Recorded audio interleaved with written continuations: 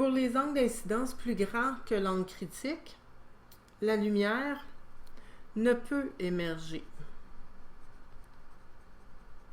C'est-à-dire qu'elle ne peut pas sortir du milieu plus dense.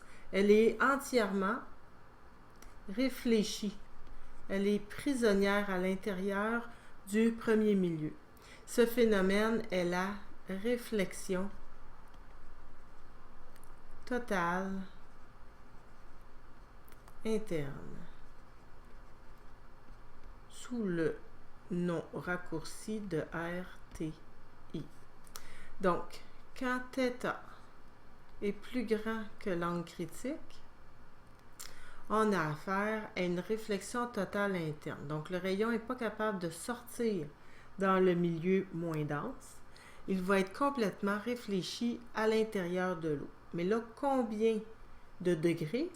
Puisque c'est une réflexion, ben, il faut suivre les lois de la réflexion. Alors, on va mesurer cet angle-là. Et on va ensuite faire le rayon réfléchi avec le même angle de l'autre côté. Il faut que l'angle de réflexion soit égal à l'angle d'incidence pour suivre les lois de la réflexion. 3 petits exemples en dessous. Un exemple lorsque l'angle d'incidence est plus petit que l'angle critique. On n'a pas atteint la valeur de l'angle critique, donc il va y avoir une réfraction qui va se faire normalement.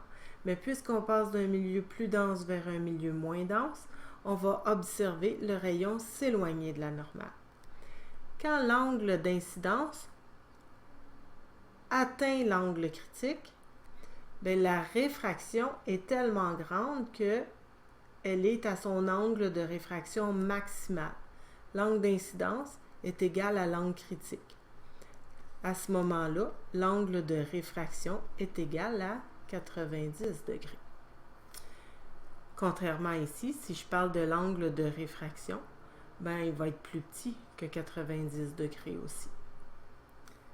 Quand on a affaire à un angle d'incidence plus grand que l'angle critique, on a dépassé l'angle critique, donc il n'y a plus de réfraction possible. Il n'y aura que de la réflexion. Donc, l'angle d'incidence va être égal à l'angle de réflexion. Et bien notez qu'un angle de réflexion, c'est avec un R minuscule, et un angle de réfraction, c'est avec un R majuscule.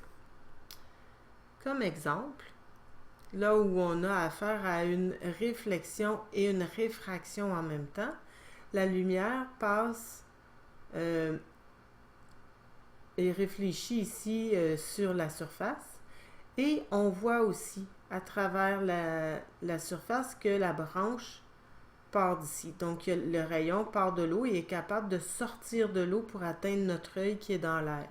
Il y a de la réfraction et de la réflexion qui est bien évidente ici. Ici, quand on a dépassé l'angle critique, on a affaire à une réflexion totale interne.